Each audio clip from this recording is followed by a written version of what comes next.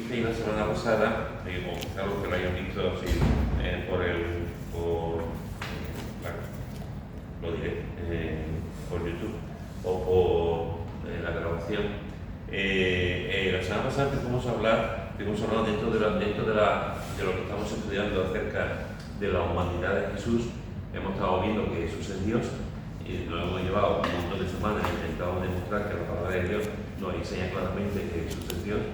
Y estamos viendo también ahora esta segunda parte en la que es igual de importante, que es que Jesús es también hombre.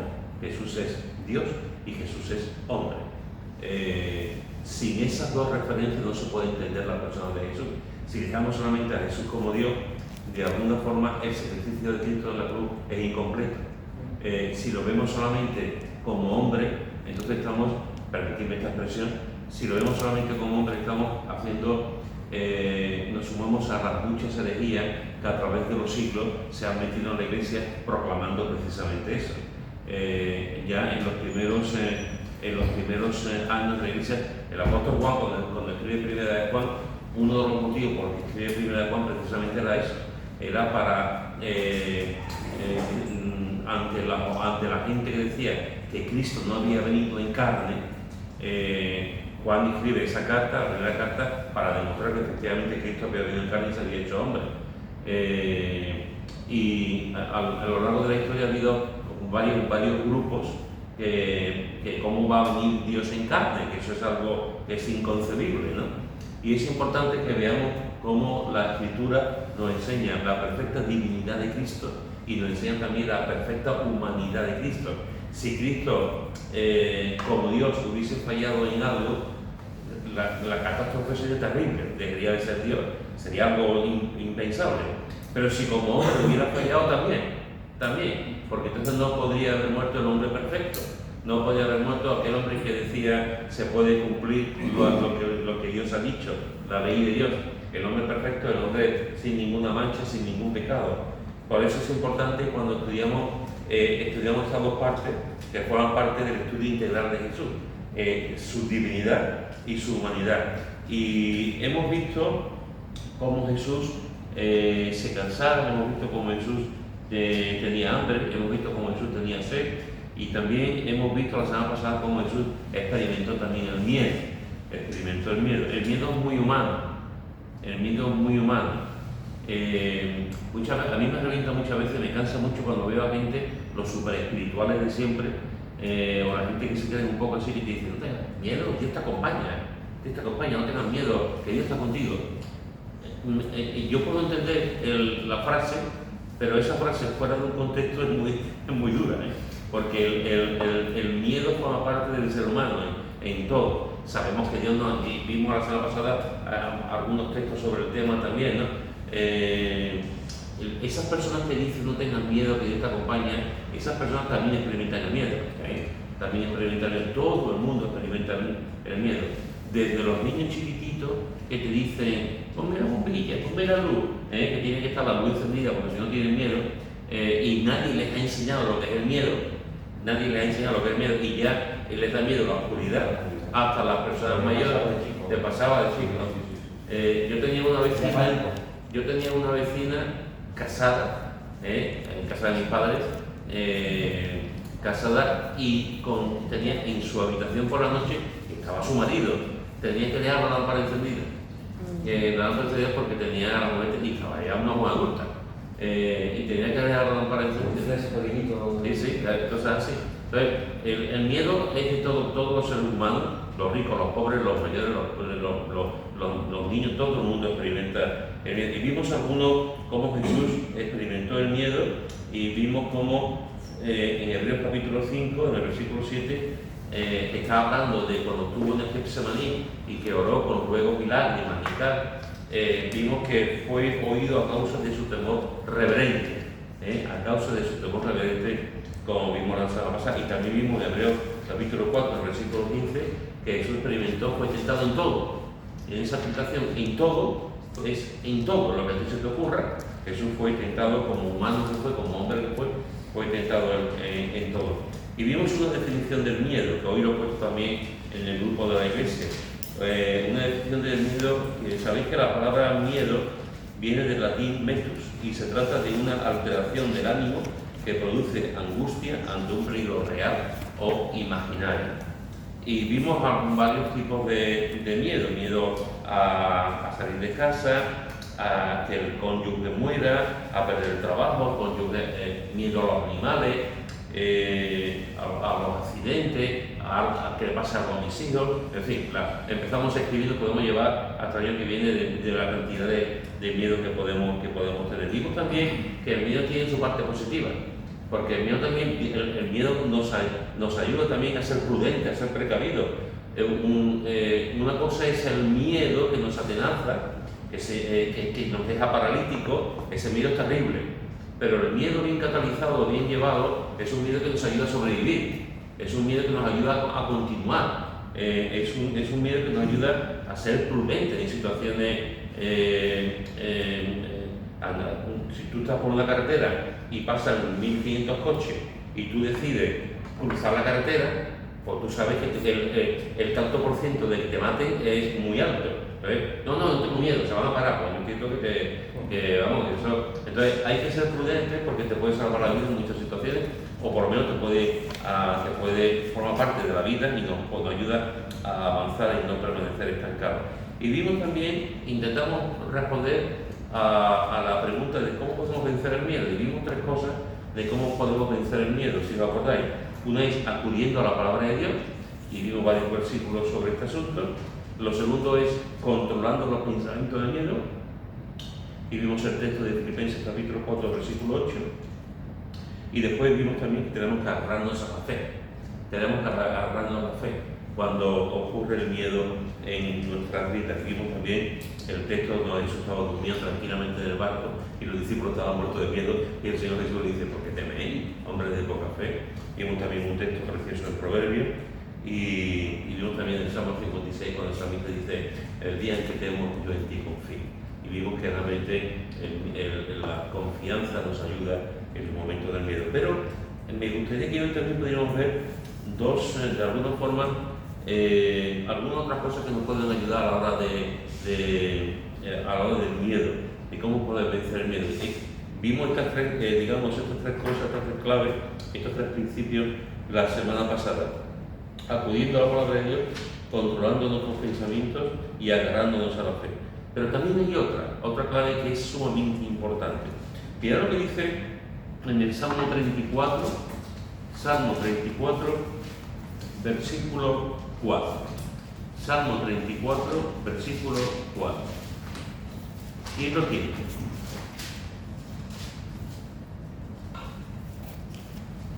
Busqué a Jehová y él me oyó y me libró de todos mis temores. Muy bien, fijaros lo que dice aquí el salmista.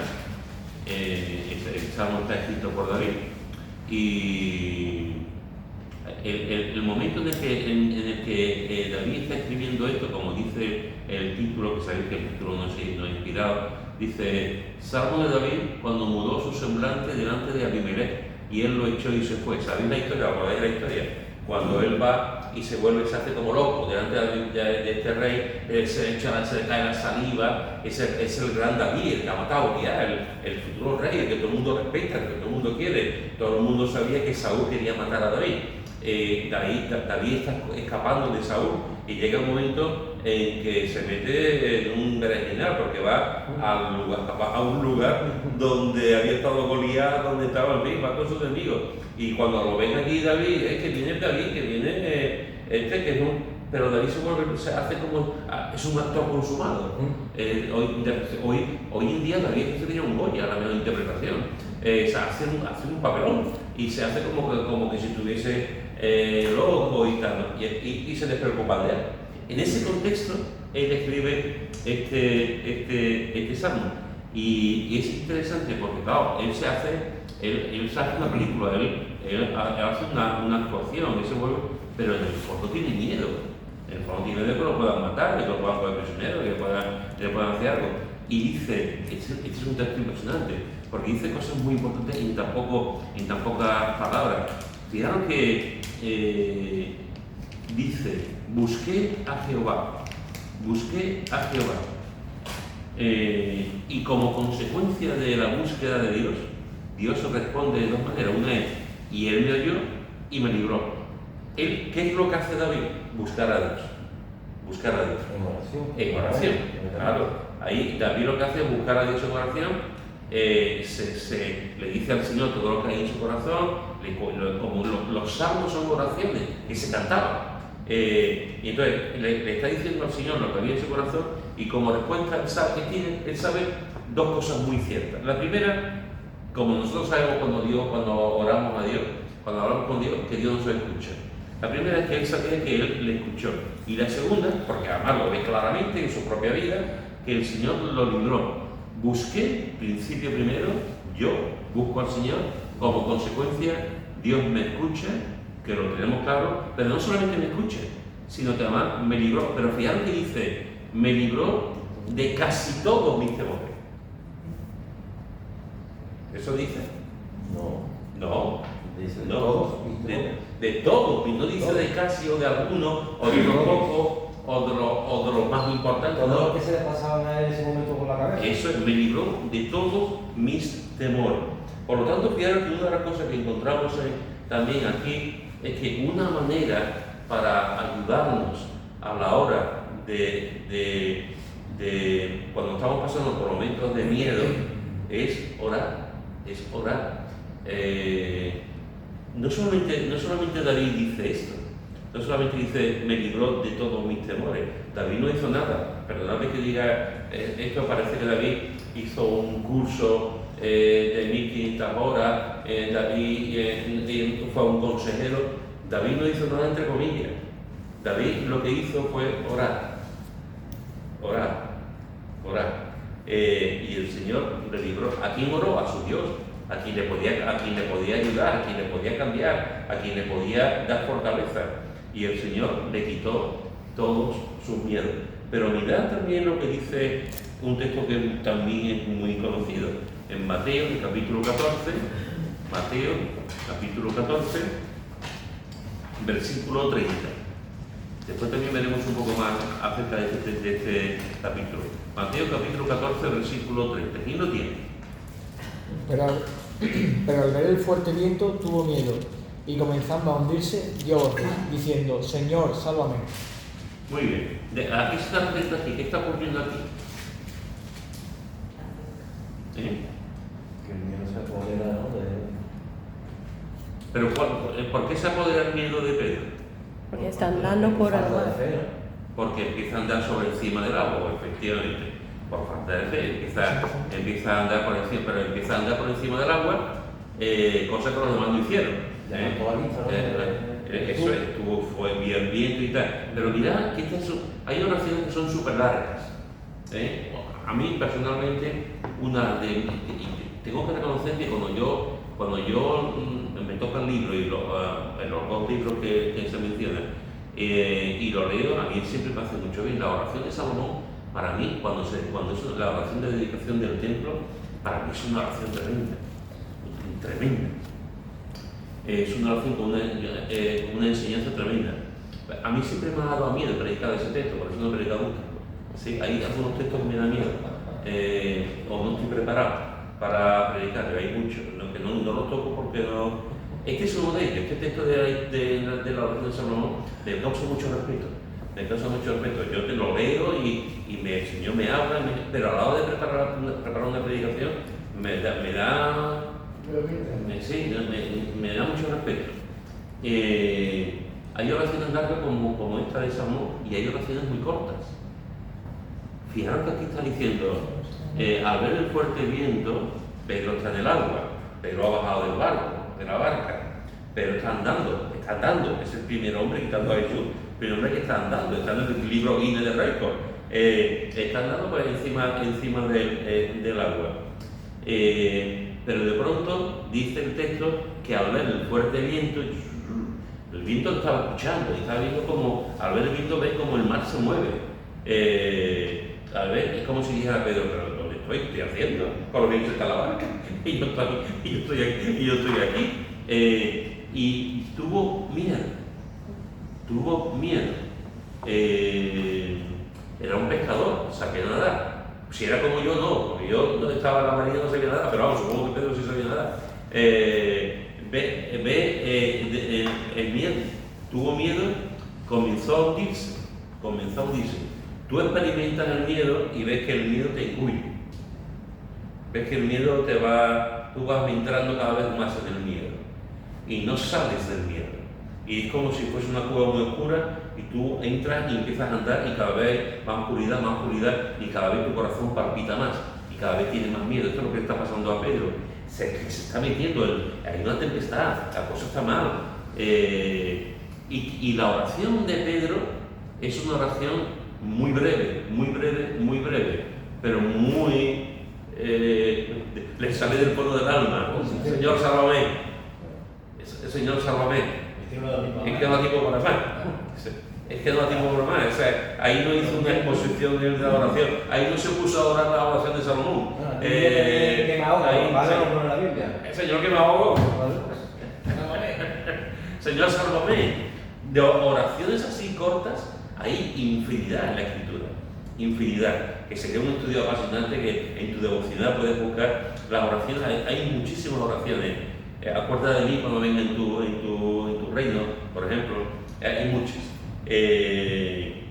Y ahora él le nace una oración de lo más profundo de su alma, del corazón. Sálvame. Por lo tanto, hermano, una de las cosas que también podemos hacer cuando vienen épocas o momentos o días de miedo, porque el miedo puede venir en cuestión de minutos y se puede ir. El miedo puede venir en cuestión de horas y se puede ir. El miedo puede venir y se está con nosotros un día entero. Hay varios tipos de miedo. Y el miedo puede estar mucho tiempo instalado en nuestra vida, mucho tiempo instalado en nuestra vida. Por eso cuando estamos por momentos de miedo, debemos decir, Señor, sálvame. Y sabiendo, como decía David, sabiendo que el Señor estaba escuchando y que el Señor respondía. Sálvame. ¿A ti te ha pasado en alguna ocasión? ¿Tú recuerdas algún momento que tú puedas compartir? ¿Algún momento de miedo? Cuando no estoy hablando, yo sé que seguramente los estudiantes se van a enfadar conmigo, pero cuando estoy hablando de miedo, no estoy hablando de que tengo miedo a que ponga una palabra equivocada en el examen, no estoy hablando de ese tipo de miedo, quiero un miedo ¿De temer por tu vida, por ejemplo? de temer por tu vida, de temer por un familiar, de un miedo que te paraliza, que también tiene que ver muchas veces con la vida del estudiante, pero ese tipo de miedo, un miedo que te noquea. ¿Y has experimentado alguna vez ese tipo de miedo? ¿Has clamado al Señor y has notado cómo el Señor te ha quitado el miedo? ¿Hay alguien que se acuerde de alguna experiencia? Yo he pasado miedo en mi vida, unas pocas veces. En el tiempo de la guerra de Vietnam, yo estaba trabajando en construcción aeronáutica y uno de mis trabajos era en la línea de vuelo, cuando llegaba el Phantom, el F-4, desmontar todos los explosivos que llevaba el avión. Y había bombas, porque explotaba y hacía que el motor empezara a revolucionar. Eran así y así. Eso había que quitarla. Pero la que más miedo me daba era la del asiento lanzado. Había que quitarle el pasador, darle un poquito a donde le daban ellos a lanzar, pero con cuidado de que no diera al percutor. Entonces ahí podía coger y quitarla. Eso era un miedo que yo no sé ni cómo lo decía.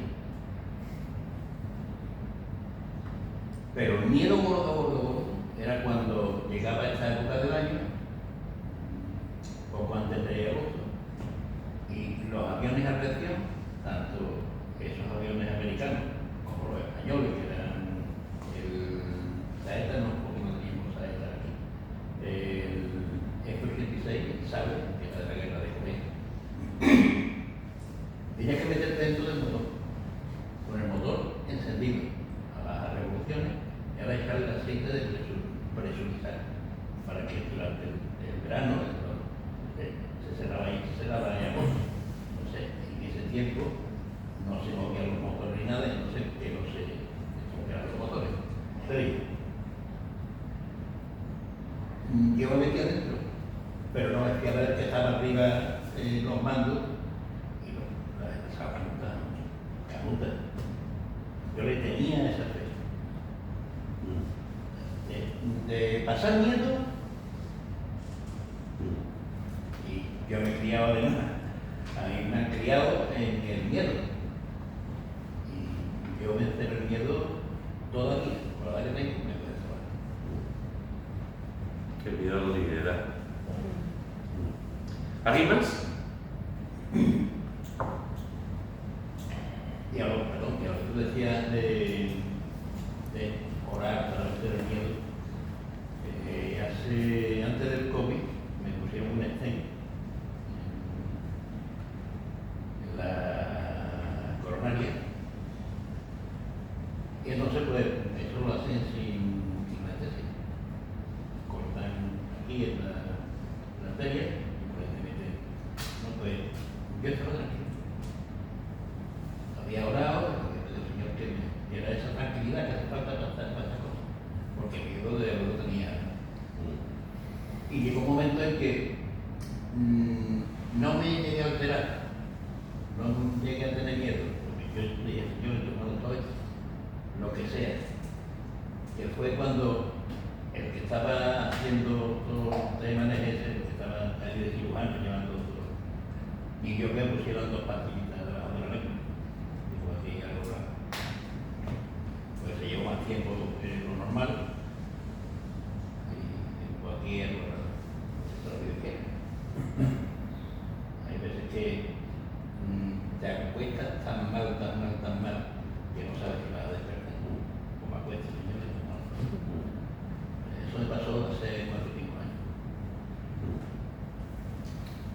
Pues fijaros que una de las cosas que encontramos cuando tenemos miedo es cuando tenemos miedo a acudir a la palabra, a la escritura. Como dije la semana pasada, la palabra de Dios está llena de enseñanza acerca del miedo, porque Dios sabe cómo somos. Entonces hay muchísimas enseñanzas, muchísimos textos, muchísimos ejemplos en la palabra acerca del miedo y cómo el Señor nos puede ayudar a vencer el miedo. También, como vimos, controlando los pensamientos de miedo. El miedo hay que controlarlo, si no te controla el si no te controla el y puse el ejemplo la semana pasada, por ejemplo, de Chari, cuando Chari hay que ponerle nombre. Hay que ponerle nombre a las cosas. Si no le pones nombre a las cosas, yo recuerdo un hermano, hace poco he leído, porque escribió un libro y nos dio un ejemplar. En el libro hay una carta a Chari, tu hermano ya está con el Señor, Pedro Cano, y habla de ella. Y una de las cosas que pone es que un día estábamos hablando y tenía un problema, y por el problema que tenía, estuvimos hablando varias veces, el problema que tenía, yo le dije, habla con mi mujer, porque yo creo que mi mujer te puede ayudar mejor que yo. Y fue a hablar con ella. Y es interesante que en el libro pone cartas a un grupo de personas, tenía una carta a mi pastora, como ponía ella. Y entonces Chari le dijo, tienes que poner nombre a tu miedo, o sea, tienes que poner nombre a la situación que estás viviendo. Si no le pones el nombre no lo vas a localizar, no vas a saber lo que te ocurre. Y eso lo leí el sábado por la tarde, porque estaba haciendo algunas cosas con los libros, y es interesante, tienes que ponerle nombre. Entonces, cuando tú estás pasando por un momento de peligro, de situación, de miedo, tú tienes que decir, ¿qué me está pasando a mí? ¿Qué me está pasando a mí? Porque si le pones nombre, ya puedes empezar a trabajar. Pero si no le pones nombre, es complicado, es difícil. Entonces, una de las cosas que eso nos ayuda es a controlar nuestros pensamientos. Controlar nuestros pensamientos y no permitas que el miedo te amenace, como leí también la semana pasada con el librito el libro de Elías, ¿no? y también agarrándonos a la fe, como vimos. Y ahora, otra clave, como hemos visto, es orando. Así que cuando venga el miedo, cuando tenga miedo, clama al Señor, como lo hizo David o como lo hizo el apóstol Pedro. Pero no solamente eso, otra clave para vencer el miedo es comparte tu miedo. Comparte tu miedo. Comparte el miedo con gente que te sepa escuchar. Comparte el miedo con gente que te puedan ayudar. Comparte tu miedo con gente que no te van a echar una bronca, que no te van a echar un sermón. Comparte el miedo con personas que pueden decir, voy a orar por ti. Comparte tu miedo con gente que te puedan dar buenos consejos. Con las personas que te van a decir cosas que tú ya sabes, o las personas que después te van a contar a todo el mundo lo que tú le has dicho, no. Pero cuando tenemos un miedo, hermano, emocionalmente nos ayuda mucho una descarga. Nos ayuda mucho a descargarnos, ¿no? Pues cuando vamos a un psicólogo, es interesante, yo no soy enemigo de los psicólogos, ¿eh? Hay psicólogos cristianos fabulosos y gente que lo usa, pero en un sentido, dices tú, en un sentido muy simplista, muy simplista. Tú vas a un psicólogo y te gastas 100 euros. 100 euros. Por lo ahí, a lo mejor hay 90, 50 o 120, depende, ¿no? 100 euros porque alguien te escuche. Porque alguien te escuche. No solamente que alguien te escuche, tiene que tener también la destreza, la capacidad de detectar, de saber meterte, de saber decir, mira, ¿qué te pasa? Tiene que tener. Pero básicamente el trabajo de un psicólogo básicamente es escuchar, analizar. Qué bueno sería que cuando nosotros, ¿por qué? Porque ese paciente necesita sacar delante de alguien, necesita sacar lo que hay, lo que desahogarse, formar su limpieza de mente, de emociones, necesita eso. Y qué bueno es encontrarte cuando tú pasas por el momento de miedo, que tú puedes decir, estoy solo aquí, yo solo experimento esto. ¿Seré yo un creyente carnal? ¿Estaré viviendo bien mi fe? ¿Estará Dios enfadado conmigo? Búscate a creyentes, a otros creyentes, a gente madura, o no creyentes, porque hay gente no creyente que también. Pero los creyentes te pueden entender mejor que nadie. Búscate a personas que tú puedas contarle y que tú sepas que no te van a echar la bronca. Y Dios mismo, tú, porque sabes, tú eres una hija de Dios, o yo, en fin. Entonces, es bueno compartir con la familia, con los padres, con los hermanos, con gente de la iglesia, con gente madura, compartir tus miedos. Porque cuando tú, una de las cosas que ocurre cuando hablamos de nuestras angustias, nuestros temores, nuestras cosas, es que lo hablamos y lo escuchamos.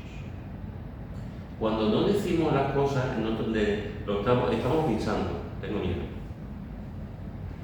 Pero está aquí, esto es como una repetición, está aquí, pero no lo estamos lanzando, se nos está quedando. Cuando lo lanzamos a través de la boca, a través del hablar, no solamente está saliendo el hablar, sino estamos escuchando nosotros mismos, estamos escuchando nuestro miedo, estamos escuchando lo que nos atenaza, y eso es muy bueno. Eso es muy bueno, porque empezamos a identificar lo que puede ser aquello que nos da miedo. Y si encontramos gente a nuestro alrededor que nos pueden escuchar y ayudar, o decir, dame la mano y orar por ti, eso es una maravilla. Eso es una maravilla, porque no estamos solos en las batallas del miedo. Habrá diferentes grados de miedo y habrá momentos en que los miedos son muy grandes, pero los miedos al cabo son miedos al fin y al cabo. Y una persona que viva el miedo no va a decir, este miedo es importante o no es importante. No, esta persona está viviendo el miedo y está atenazado, está angustiado. Entonces, otra de las cosas para combatir el miedo es comparte tu miedo. Esto va a ser un eslogan, ¿verdad? Comparte tu miedo. Para combatir el miedo, comparte tu miedo. Lo voy a poner en las redes sociales. Al luchar compartir tu miedo, cuando eso ocurra, de verdad, cuando tengas situaciones así, compártelo, porque te va a ayudar. Con gente adulta, adulta en el sentido de adulta del Señor, de madura en el Señor. Por lo tanto, ora y comparte el miedo con gente que te escuche. que podemos hacer frente al miedo es lo que Jesús dice. Lo que Jesús dice. Mira lo que dice en Hechos, en el capítulo 27, las veces que Jesús te habla. Hechos, capítulo 27, versículo 21 a 25. Hechos, capítulo 27, versículo 21 a 25. Quiero que leas. Entonces Pablo, como hacía ya mucho que no comíamos, puesto en pie en medio de ellos, dijo: habría sido por cierto conveniente, oh varones, haberme oído y no zarpar de Creta tan solo para recibir este perjuicio y pérdida. Pero ahora os exhorto a tener buen ánimo, pues no habrá ninguna pérdida de vida entre vosotros, sino solamente de la nave. Porque esta noche ha estado conmigo el ángel de Dios, de quien soy y a quien sirvo, diciendo: Pablo, no temas, es necesario que comparezcas ante César, y he aquí Dios te ha concedido todos los que navegan contigo. Por tanto, varones, tened buen ánimo, porque yo confío en Dios que será así como se me ha dicho. Muy bien. ¿Qué aprendemos aquí de este texto? Confiar Confiar en Dios. en Dios, muy bien. Que Pablo comparte parte de todo, lo expresa para que todo se tranquilice. Muy bien, perfecto. Y aparte de eso, que aquellos barcos hacía falta una tripulación. Toda la tripulación, el barco Va a la a la deriva o a sabe Dios. Entonces, Pablo, aparte de eso, pues él da una confianza a todos los que están aquí alrededor en el barco, empezando por el capitán del barco. La tempestad en el mar es interesante porque hay muchos textos en la Escritura que nos hablan de tempestades en el mar y Jesús lo vivió también. El Salmo 107 también describe una tempestad, hay muchas tempestades. Y aquí hay una tempestad, se levanta una tempestad y está Pablo en el barco que lo va a llevar a Roma y está todo el mundo asustado perdido por la tempestad.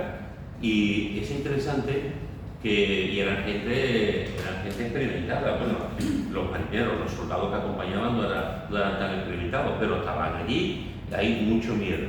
Y es interesante porque dice, se levanta de pronto el apóstol Pablo en medio de esa situación caótica, con la gente allí en medio de la tempestad, con miedo, y se levanta Pablo y dice: os exhorto a tener buen ánimo, pues no habrá ninguna pérdida de vida entre vosotros, sino solamente la nave. Lo que está diciendo realmente es para animar. Ninguno va a morir. O sea, la nave sí, la nave va a desaparecer. Pero tú, Carlos, tú, Miguel, tú no vas a desaparecer, tú vas a seguir. Estamos vivos, efectivamente. Ninguno va a perder. ¿Por qué? Y da la razón. Porque esta noche ha estado conmigo el ángel de Dios, de quien soy y a quien sirvo. Esta frase es extraordinaria, preciosa. El ángel de Dios, de quien soy y a quien sirvo. La mayoría de los eruditos que he podido consultar, la mayoría, por no decir todo, están hablando aquí de una teofanía, de Jesús, que se aparece Jesús. Ya Jesús ha resucitado, pero es Jesús quien está aquí. De hecho, después él dice, lo explica bien, diciendo: y este ángel de quien soy y a quien sirvo, porque en realidad Pablo no era de ningún ángel. Pablo, como creyente, respetaba a los ángeles, sabe el valor de los ángeles, le da valor a la doctrina de los ángeles.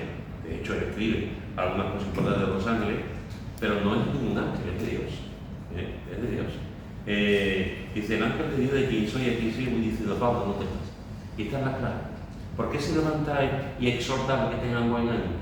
Porque el Señor se le ha revelado y le ha dicho: Pablo, no temas. Es necesario que comparezcas ante César, y aquí Dios te ha concedido todos los que navegan contigo. Por tanto, varones, tened buen ánimo, porque yo confío en Dios que será así, como se me ha dicho. Así que fijaros que sea una manifestación de Jesús o un ángel que Dios envíe, al fin y al cabo es lo de menos. Lo importante es lo que el Señor le dice, y le dice: no temas, no temas. Una de las cosas que ocurre cuando estamos en momentos también de de miedo es escuchar la voz de Jesús. La voz de Jesús. El texto que hemos leído antes, en Mateo, en el capítulo 14, Mateo, capítulo 14, 26 al 27, dice Mateo, capítulo 14, versículos 26 y 27. ¿Quién lo quiere leer? Mateo 14. Y los discípulos, viéndole andar sobre el mar, se turbaron diciendo: un fantasma. Hicieron voces de miedo. Pero enseguida Jesús les habló diciendo: tened ánimo, soy yo, no temáis. Muy bien, fijaros cómo es interesante, porque este es un texto muy es simpático, en un sentido este texto es muy simpático, es un texto bonito, es un texto que te hace reír. A la cuarta media de la noche, Jesús vino yendo sobre el mar, los discípulos están allí en plena madrugada, y viene a andar de noche y no hay luces, no hay nada, no sé absolutamente nada. Y ahí por allá, Natanael, tú no ves algo allí, Natanael. Buda, tú no estás viendo. Oye, sí, y cunde el miedo, dice que viéndole andar sobre el mar se turbaron diciendo: un fantasma. Los judíos creían en los fantasmas. Un fantasma. ¿Y qué es lo que hicieron los discípulos? Dieron voces de miedo. ¿Cómo serían esas voces? Dieron voces de miedo. Y enseguida me encanta. Yo en fin, no quiero ser yo, pero conociéndome, si yo estoy allí en aquel momento y yo soy Jesús, y seguramente yo hubiera jugado un poco. Yo hubiera dicho: espera un poquito, que tengan miedo, que griten. Y lo viéndome, y después ya, cuando ya le quito el miedo, pues ya riéndome de ellos. Pero yo estoy allí, mira yo cómo se está. Mira Pedro, mira, el valiente, mira cómo se está, y el otro. Pero Jesús, Jesús es tan tremendo que Jesús dice enseguida. Él escucha a sus discípulos que tienen miedo, los escucha gritar, lo que le están diciendo enseguida. Pánico, enseguida Jesús le habló y le dice: tened ánimo, yo soy, no temáis. Esta frase es tremenda. Tened ánimo, lo mismo que le dice el ángel a Pablo: tened ánimo. Y lo mismo que vemos que el ángel se revela a Pablo y dice: no tengan miedo. Aquí el propio Jesús le está diciendo a sus discípulos: no temáis, tened ánimo, yo soy, no temáis. ¿Qué ocurre cuando experimentamos tiempos, momentos de miedo? Pues escucha la voz de Jesús.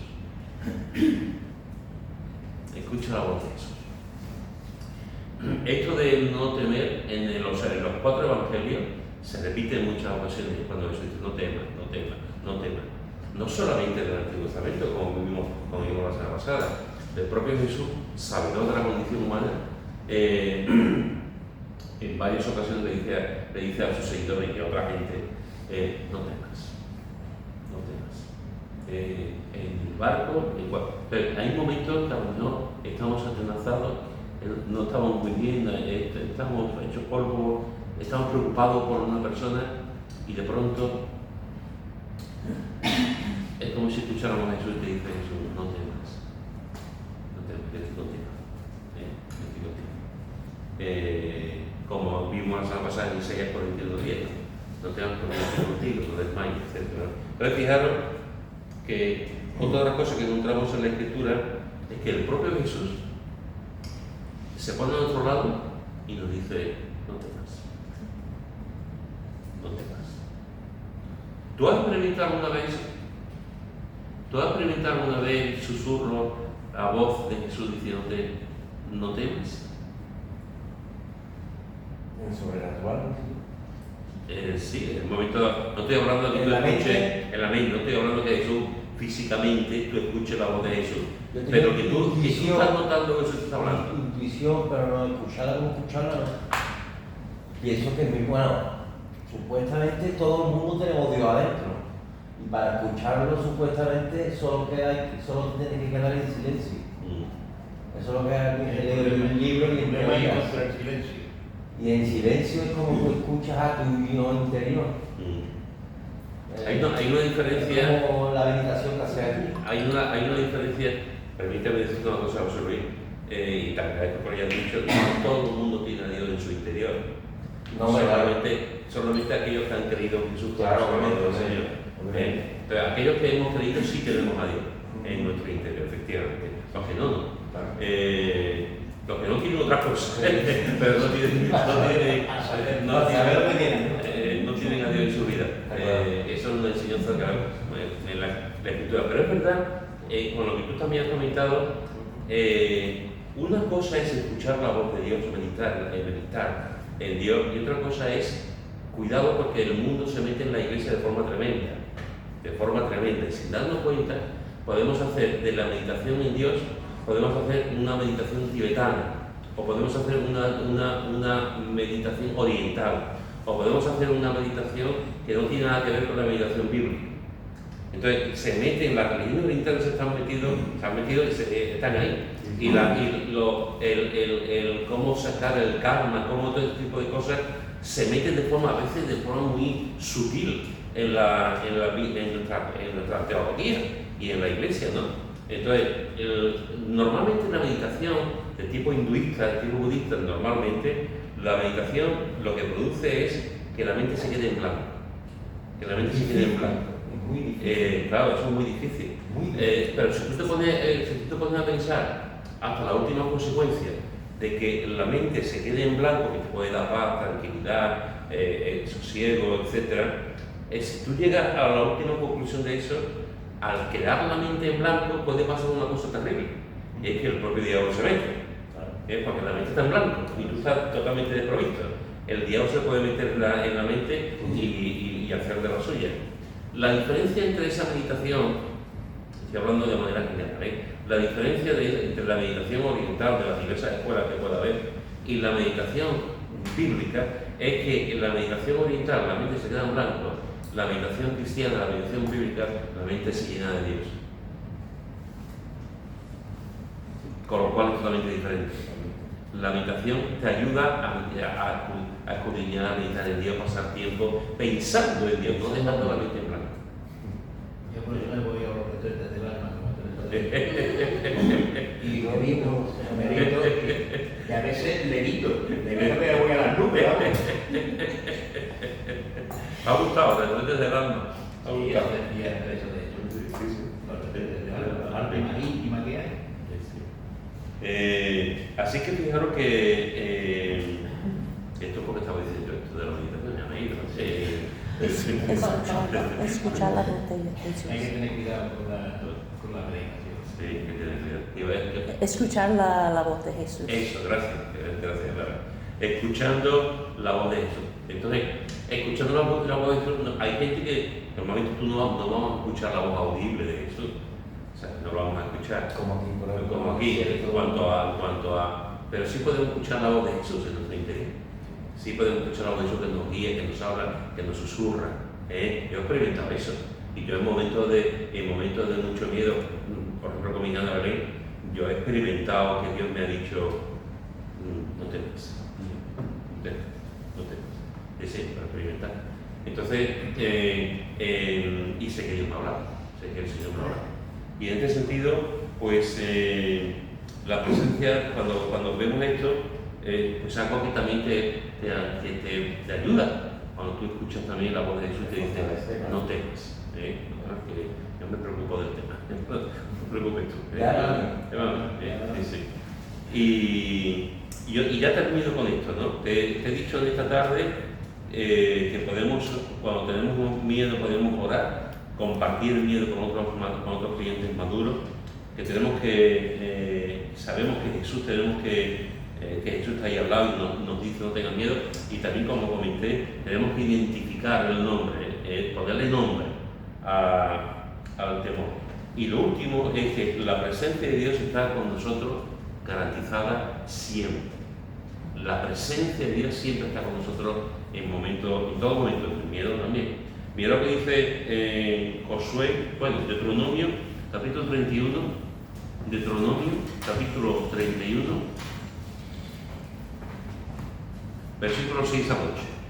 Deuteronomio capítulo 31, versículos 6 al 8. ¿Quién lo tiene? Alguien que no haya leído.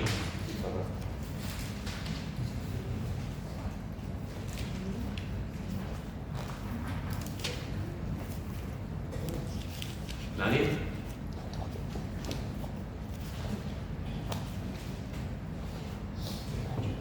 ¿Alguien que no haya leído? Esforzaos Jehová, ánimo, no temáis ni tengáis miedo de ellos, porque Jehová tu Dios es el que va contigo, no te dejará ni te desamparará. Y llamó Moisés a Josué y le dijo en presencia de todo Israel: esfuérzate y anímate, porque tú entrarás con a la tierra que juró Jehová a sus padres que les daría y que tú le harás heredar. Y Jehová va delante de ti, él estará contigo, no te dejará ni te desamparará, no temas ni te intimides. Muy bien, ahora procura leerlo un poquito más despacito. Deuteronomio 31, 6 al 8, un poquito más despacito. Esforzaos y cobrad ánimo, no temáis ni tengáis miedo de ellos, porque Jehová tu Dios es el que va contigo, no te dejará ni te desamparará. Y llamó Moisés a Josué y le dijo en presencia de todo Israel: esfuérzate y anímate, porque tú entrarás con este pueblo a la tierra que juró Jehová a sus padres que les daría, y tú le harás heredar. Y Jehová delante de ti, él estará contigo y no te dejará ni te desamparará. No temas ni te intimides. Muy bien. Y ahora que estamos hablando aquí de Josué, de Josué. Pero y mira, no quites tu mano de este texto. Ven también un poquito más adelante a Josué capítulo 1, versículo 9. Josué capítulo 1, versículo 9. ¿Otra que no haya leído? Mira que te mando que te esfuerces y seas valiente. No temas ni desmayes, porque Jehová tu Dios estará contigo en donde quiera que vayas. Muy bien. Estamos hablando de Josué. Estamos hablando de los dos, y hay más, y hay más. Hablamos de Josué. Josué hasta ahora ha sido en la mano derecha de Moisés. Josué todo lo que sabe ha sido experimentando bajo el liderazgo de Moisés. El tiempo de Moisés se acaba. El Señor le dice: mira, te vas a venir conmigo. No vas a entrar a la tierra prometida. A partir de ahora va a ser Josué el que se va a encargar de entrar en Canaán, y va a ser Josué el que va a repartir la tierra a las 12 tribus. Moisés ha estado 40 años liderando, guiando al pueblo. Ahora le toca el turno a Josué. Y es interesante lo que le dice el Señor en el versículo que en el capítulo 31, antes de que Moisés se fuera con el Señor, le dice: esforzad y cobrad ánimo, no temáis, ni tengáis miedo, porque Jehová tu Dios es el que va contigo, no te dejará ni te desamparará. Y llamó Moisés a Josué y le dijo en presencia de todo Israel: esfuérzate y anímate, porque tú entrarás con este pueblo a la tierra que juró Jehová a sus padres que la daría, y tú se la darás a él. Y Jehová va delante de tuya, él estará contigo, no te dejará ni te desamparará. No temas ni te intimides. En el versículo 6 está diciendo: no temáis. Versículo ni tengáis miedo, en plural. En el versículo 8 está hablando directamente a Josué: no temas ni te intimides ante la aventura que tienes por delante. O sea, ante lo que va a acontecer, los próximos años van a ser años muy divertidos, Josué. Van a ser años muy entretenidos, muy bonito. Vas a estar ahí y vas a estar, pero no temas, te vas a encontrar con tribus de Canaán, te vas a encontrar con problemas, te vas a encontrar con gente complicada también dentro de tu propio pueblo, vas a tener dificultades, pero no temas, porque Dios está contigo. Y en el mismo, en el capítulo de Josué, como hemos leído, mira que te mando que te esfuerces y seas valiente, no temas ni desmayes. No temas ni desmayes. Es interesante. Una promesa. Una promesa. Una preciosa promesa. Una preciosa promesa. De las miles de promesas que hay, efectivamente. Sí. Esto es una promesa tremenda de cómo el Señor le dice. Es interesante lo que el Señor hace. El Señor le dice: trabaja, esfuérzate, dar al 100%, haz todo lo que puedas, esfuérzate, porque es mucho pueblo. Y con alegría. Porque hay mucha responsabilidad, aprende de Moisés y tal, pero tienes que trabajar con ganas, con fuerza, esfuérzate. En el texto de Josué, en el capítulo 1, en 3 ocasiones se dice esfuérzate. Pero ahí no le dice, y no temas, te vas a encontrar con muchas cosas, con muchas dificultades, a veces no vas a venir por donde va a tirar, pero no temas, porque yo estoy contigo. Yo lo conocía muy bien a Josué. Y Josué era una persona que necesitaba a alguien que lo dirigiera. Josué no tenía miedo a nada, estando con Moisés, como responsable de Moisés. El problema es cuando otro se queda solo. Mira, yo soy responsable, ¿yo qué hago? Y por eso yo le dije, no tengas miedo, que yo estoy aquí. El sitio que tenía Moisés, lo que ocupa yo. Y yo soy el responsable. Pero tú no tengas miedo, que hablarte y confía en mí. Y voy a confiarte en mí. Así. Dios conoce perfectamente, nos conoce perfectamente. Sí. Cuando tú estabas bajo el paraguas de alguien, el agua caía al paraguas de esa persona. Pero cuando tú te quitas y tú tienes el paraguas, el agua cae sobre ti. Entonces, efectivamente, cuando tú eres el segundo, normalmente todas las cosas pasan al primero. Pero cuando pasas a ser el primero, las cosas ya te pasan a ti. Ese es el gran problema muchas veces de los que son segundos, o sea, son muy buenos segundos, pero han llegado a ser primero. Yo me considero segundo, Fernando. Pues mira, no está mal. Yo me considero un segundo. Yo he sido siempre. Casi siempre. Usted sería otra persona un poquito más elevada. Bueno, que yo también sé hacer las cosas, ¿no? Yo por comodidad he procurado siempre ser segundo. ¿Por qué? Porque la bofetada se la lleva primero. Eso es así. Y además no soy el responsable. El responsable es quitar presión mía. Sí. Hombre, eso también es una forma de egoísmo. Pero en realidad, hombre, este hombre era así. Claro, si el ser segundo es por miedo a hacer algo mal, como tú estás diciendo, por no llevar bien las bullas. Puede ser por miedo, por falta de capacidad. No sé explicártelo, la verdad, pero me siento un segundo en ese sentido. De esta forma, cuando puede haber muchos motivos para que una persona sea un segundo, muchos motivos. Y muchos motivos para que una persona sea primero. Pero tenemos que entender que Dios es el que actúa, que Dios es el que le pone el que quita, y que Dios, conforme a los dones que tenemos, lo peor que puede pasar a una persona es no conocerse. Eso es lo peor que puede pasar. Sí. O sea, cuando una persona no se conoce, una persona tiene que saber de lo que es capaz y de lo que no es capaz. Eso es. Y eso que yo digo tan fácilmente, no es tan fácil. Que una persona se conozca es muy complicado. La historia está llena de personas que han querido ocupar el primero y han sido unos desgraciados. Y han sido desgraciados ellos y la gente de su alrededor. Y también, ojo, gente que el Señor quería que fuese el primero, no lo han hecho por miedo, por cobardía, por tal, y han pagado las consecuencias también. Y han pagado las consecuencias por no dar el paso adelante que Dios estaba diciendo. Hay que saber dónde tenemos que caer. Exactamente. Y los segundos son a veces más importantes que los primeros. Y eso también tenemos que tenerlo presente. Dios hace maravillas. Dios hizo maravillas con Pedro, que era el primero, pero Dios hizo maravillas con Andrés, que era su hermano, que era el segundo. Y el carácter que tenía Tomás Andrés de evangelista no lo tenía Pedro. Una de las cosas de los rasgos que se habla de Andrés, que a donde quiera que iba llevaba gente al Señor. Entonces, en este sentido, Dios sabe, y Dios es el que pone las capacidades y los dones para su obra. Así que, hermanos, fijaros que hoy hemos visto, si lo añadimos a la semana pasada, hemos visto que podemos, en momentos de miedo, acudir a la palabra de Dios, controlar nuestros pensamientos acerca del miedo, agarrarnos a la fe.